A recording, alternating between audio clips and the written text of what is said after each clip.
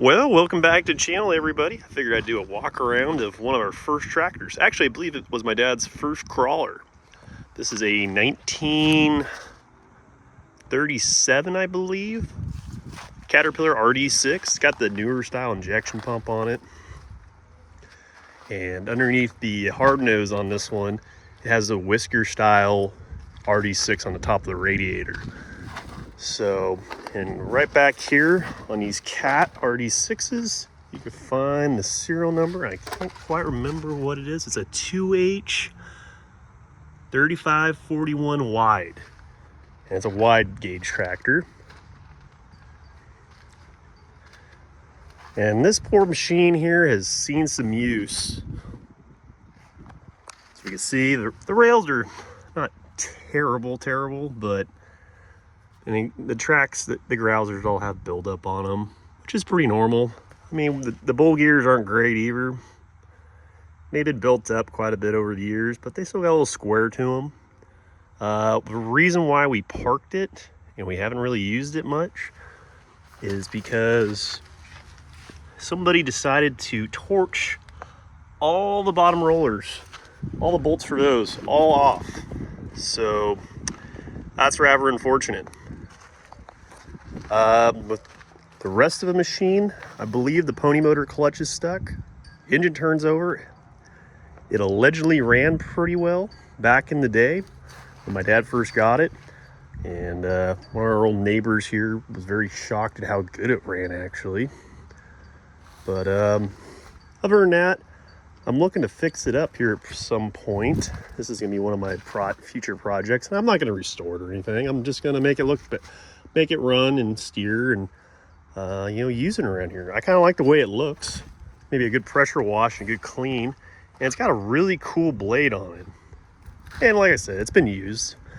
It's got some wax and interesting cuts and everything on it. It looks like something pre-war.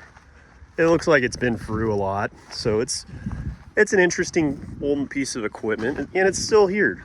It's still here. So why would I want to change a bunch of stuff on it?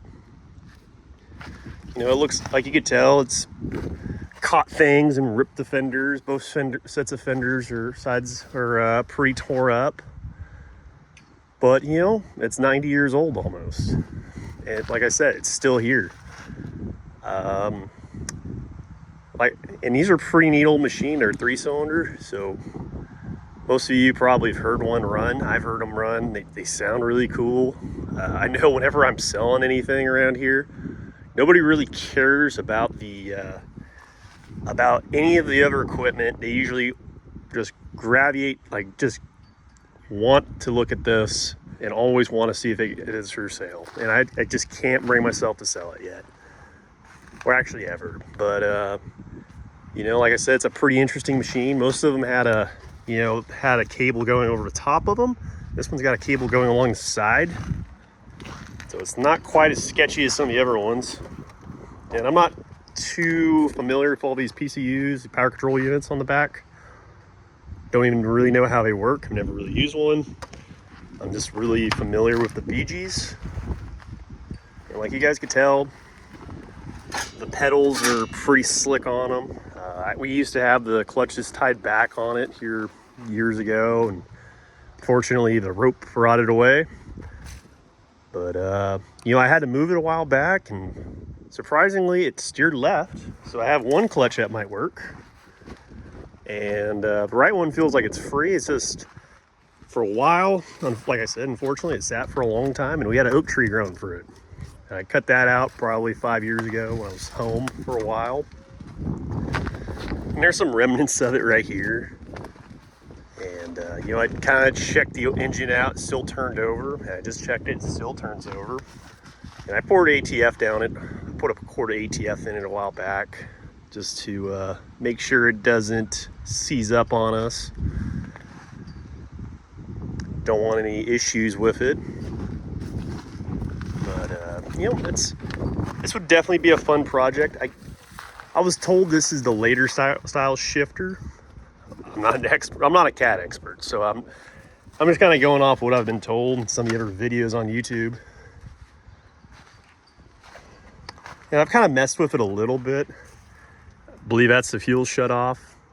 Like, I'm not a pony motor expert by no means. This one's just really old and tired. That's what my dad told me. They tried to hand crank it when he bought it, and they couldn't hand crank it, and he had to get a carburetor. That was the one thing he said.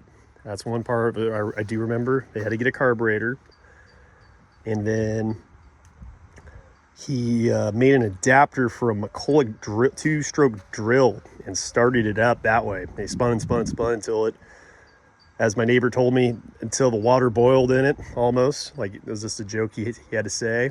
And spun it a bunch until it started up finally. Everything seated back in it. And the engine fired up. Or it might have had some problems too. It's been a very long time since I heard the story. I think a couple plungers were stuck on it. And they fixed it up, freed them up. And it fired up and it ran really good. So, like I said, this is one of the ones I want to get to, and probably make a future video of it running. I never really appreciated a Cat RD6 for a very, very long time.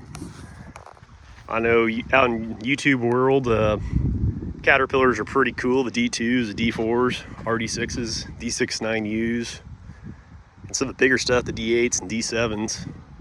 But you know, we've had our run-ins with the Cats. Like, we have a D7 3T out front. And we weren't really impressed with them. We kind of like the Detroit tractors and the Internationals. A lot of guys run the Cats around here, but I do like the Internationals and the ACs, especially the ones with the Detroits.